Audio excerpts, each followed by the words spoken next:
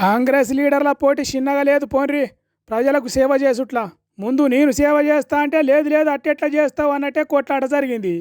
ఇగో మందుల సామెలు చామల కిరణ్ కుమార్ రెడ్డి ఉండంగా కార్యకర్తలు ఏ తిరిగా కయ్యానికి కాలు దువ్విన చూడండి. మీకు సీఎం రిలీఫ్ ఫండ్ కానీ ప్రభుత్వం తరఫున రాష్ట్ర ప్రభుత్వం తరఫున వచ్చే ప్రతి విషయం కూడా నా దగ్గర రావాలి. వచ్చిన తర్వాత నేను కాదంటే ఎంపీ గారి దగ్గరికి అది కూడా నేను కరెక్ట్ చెప్తున్నాను. ఇక్కడ నాయకులే చెప్తున్నా, కార్యకర్తలు చెప్తున్నా, అంతా చెప్తున్నా. మీరు కూడా ఫస్ట్ మండపాటి దగ్గర రావాలి.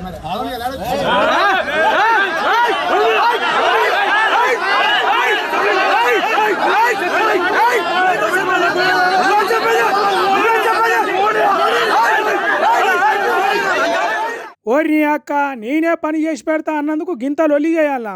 సీఎం రిలీఫ్ ఫండ్ కోసం నా దగ్గరికి రాన్రి అని ఎమ్మెల్యే మందుల సామెలు అన్నందుకు కోట్ల నష్టం జరిగినట్టు గగ్గోలు పెట్టాలా? ఇదేం పంచాది అర్థం పర్థం లేకుండా అనే కదా మీరు పరిచయం అయ్యేది. కానీ ఈ లొల్లి సీఎం రిలీఫ్ ఫండ్ చెక్కులు ఇచ్చేదానికి ఎమ్మెల్యే దగ్గరికి రమ్మన్నందుకు కాదు, కమిషన్ల కోసం. చెక్కులు ఇస్తే పర్సంటేజ్లు ఉంటాయి కదా, అగో వాటి కోసమేనట ఈ కొట్లాట. అంతేగాని జనానికి నేనే పని చేసి పెడతా అన్నందుకు కాదట. అందుకే ఎంపీ చామల కిరణ్ కుమార్ రెడ్డి మనిషి లొల్లి మొదలుపెట్టిండు. సీఎం దగ్గర మా చామల కిరణ్ కుమార్ సార్కు చాలా పతారున్నది. ఏ పని అంటే ఆ పని జరుగుతుంది. అసొంటి మా కిరణ్ అన్నను తర్వాత కలవాలి అంటావా అన్నట్టు గట్టిగా లొల్లి చేసిండు. ఇటు ఎమ్మెల్యే మందుల సామెలు మనుషులు ఊకుంటారా? నువ్వే పడరా చెప్పేతానికి.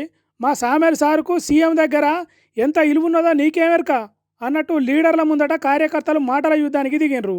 ఎంపీ సాబు ఎమ్మెల్యే సాబులు సముదాయించారు కాబట్టి లొల్లి ఆగింది. లేకుంటే చెక్కుల కమిషన్ కోసం పెద్ద యుద్ధమే జరిగేది కావచ్చు. మరి లేకుంటే గింత కొట్లాటకు దిగాల్సిన పనే ఉంటుంది చెప్పుండ్రి.